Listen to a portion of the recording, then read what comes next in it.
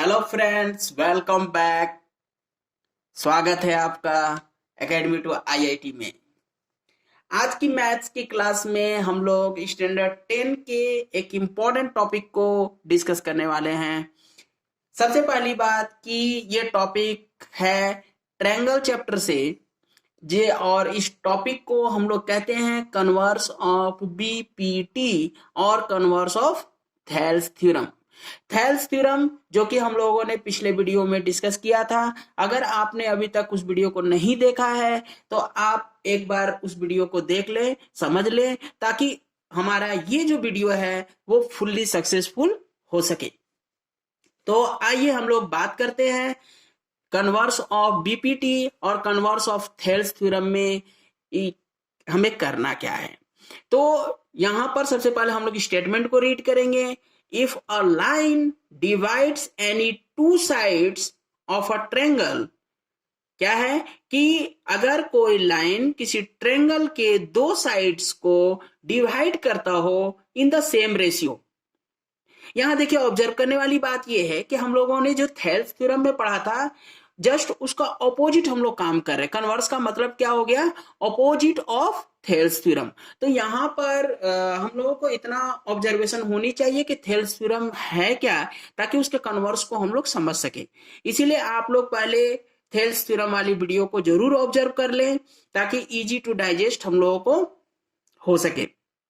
चलिए, तो यहां पर क्या बोला जा रहा है कि एक लाइन है जो कि ट्रायंगल के दो साइड्स को सेम रेशियो में डिवाइड कर रहा है। यानी कि कोई भी एक लाइन लिया हमने, जैसे कि ले लिया हम लोगों ने डीई, और ये डी जो है वो एडी बाई डीबी और ए बाई ईसी, दो पार्ट्स में दोनों साइड्स को ए बी और एसी को कट कर रहा है। तो यहां पर अकॉर्डिंग टू स्टेटमेंट क्या है कि AD by DB equal to A by EC है। लेकिन इस थ्योरम का ट्विस्ट क्या है कि यहां पर बोला जा रहा है कि line is parallel to the third side. जो लाइन दो साइड्स को सेम रेशियो में कट करेगा वो थर्ड साइड के पैरेलल होगा, ये हमें प्रूफ करना है। जबकि थेल्स थ्योरम में हम लोगों ने क्या सीखा था कि कोई भी लाइन जो कि किसी एक साइड के पैरेलल होता है वो बाकी दोनों साइड्स को सेम रेशियो में कट करता है। तो ये तो है ही उसका अपोजिट, तो इसलिए हम लोग अपोजिट को लेकर ही काम करेंगे। तो सबसे पहला काम हमारा क्या है कि हमें एक ट्रायंगल एबीसी लेना है, जो कि हम लोगों ने यहाँ ड्रॉ कर रखा है। तो हमें सबसे पहले क्या किया कि एक ट्रायंगल एबीसी ले लिया। अब यहाँ पर अकॉर्डिंग टू थ्योरम जो कि बोला गया है कि एक लाइन लीजिए जो कि दो साइड्स को सेम रेशियो में कट कर रहा हो। तो हम लोगों ने एक लाइन ले लिया डी, जो कि ए बी और ए सी को same ratio A D by B D equal to A by E C में कट कर रहा है। यहां तक हो गई। और हमें प्रूफ क्या करना है कि ये जो लाइन है डी, ये पैरेलल है थर्ड साइड यानी बी सी के। तो हम लोग क्या करते हैं कि हम लोग रिवर्स थ्योरी को यूज करते हैं और हम लोग मान लेते हैं कि डी जो है वो बी सी के पैरेलल नहीं है। तो ओवरऑल हम लोगों ने दैट मीन्स क्या मान लिया कि D is not parallel to BC, जबकि हमें प्रूफ करना है कि डी पैरेलल टू बीसी। तो जैसे ही हम लोग अपोजिट कंसीडर कर लिए, एज्यूम कर लिए कि D is not parallel to BC, तो अब हमें करना क्या होता है कि अपने ही एजम्पशन को गलत साबित करना होता है। अगर हमारा एजम्पशन गलत साबित हो जाता है, जो कि ऑलरेडी हम लोगों ने गलत ही लिया था, तो यानी कि उसका ऑपोजिट सही साबित हो जाएगा। तो अब प्रोसेस क्या करनी है उस पर हम लोग फोकस करेंगे। तो सबसे पहले हम लोग कंस्ट्रक्शन करेंगे कि हम लोगों ने डी तो लिया है, लेकिन डी को हम लोगों ने क्या बोला कि वो बीसी के पैरेलल नहीं है। तो अगर डी बीसी के पैरेलल नहीं है तो कोई तो लाइन होगा जो कि बीसी के पैरेलल होगा। तो हम लोग मान लेते हैं कि एक लाइन है डीएम, एक लाइन है डीएम जो कि बीसी के पैरेलल है। ये हो गई हमारी कंस्ट्रक्शन।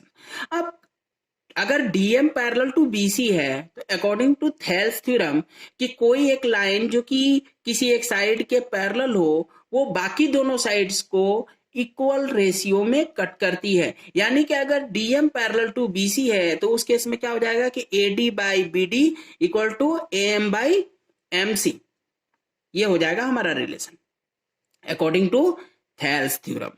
नाउ अब इस चीज को हम लोग रियलाइज करते हैं कि अगर हमारा AD by DB AM by MC के इक्वल है और ऑलरेडी हमारा गिवन है कि AD by DB AE by EC के इक्वल है, तो दोनों ही केस में लेफ्ट साइड सेम होने पर क्या हो जाता है, राइट साइड भी सेम हो जाएगा। तो यानी ओवरऑल रिजल्ट हमें क्या मिल रही है कि AE by EC equal to AM by MC। अब ये प्रोड्यूस कर रहा है कॉन्ट्राडिक्शन।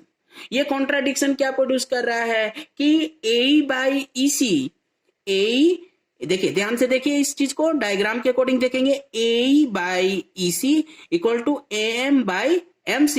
ये यहां पर एक कॉन्सेप्ट में कॉन्ट्राडिक्शन हो रही है कि अगर AE बाई EC है, AE बाई EC, ठीक है, तो फिर AM बाई MC के इक्वल वो नहीं हो सकता है।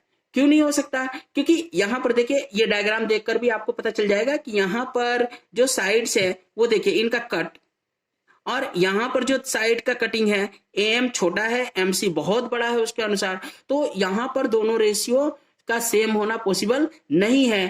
तब तक पॉसिबल नहीं है जब तक कि ये M शिफ्ट करके E पर ना पहुंच जाए। यानी कि अगर ये कॉन्सेप्ट हमारा आउटपुट के रूप में आ रहा है तो ये क्या इंडिकेट कर रहा है, इस रिलेशन के अकॉर्डिंग हमें क्या पता चल रहा है कि E और M दोनों एक दूसरे पर कॉन्साइड कर रहे हैं। यानी कि जिसे हम DM ले रहे हैं एक्चुअली में वो DE ही है। यानी कि अगर DM पैरेलल टू BC है, यानी कि DM जो है वो DE पर कॉन्साइड कर जाएगा, तो हमारा कॉन्सेप्ट क्या बन जाएगा कि DM parallel to BC, that means DE also parallel to BC। और यही चीज हमें प्रूफ करना है, जो कि हमारा कन्वर्स ऑफ थेल्स थ्योरम का कॉन्सेप्ट है। अगर इस थ्योरम को देखा जाए तो इस थ्योरम में हम लोगों को टोटली थेल्स थ्योरम का यूज हो रहा है। तो हम लोग पहले करेंगे क्या कि थेल्स थ्योरम को अच्छे से समझ लेंगे, फिर उसके अकॉर्डिंग हम लोग यहाँ पर जब कॉन्सेप्ट लगाते हैं, आई रिपीट अगेन कि DE जो है वो AB और AC को दो equal that's a same ratio में कट कर रहा है, तो उसके अकॉर्डिंग हमें प्रूफ करना है कि DE पैरेलल टू BC।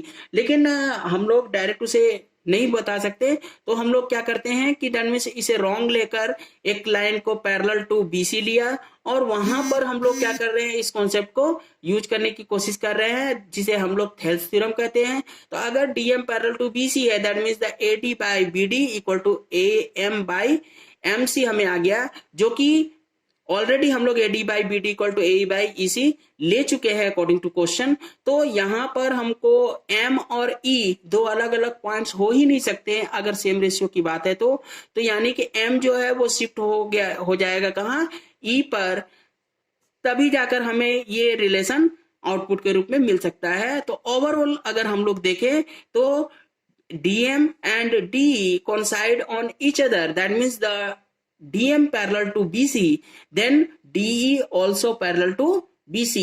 ये रहा हमारा प्रूफ।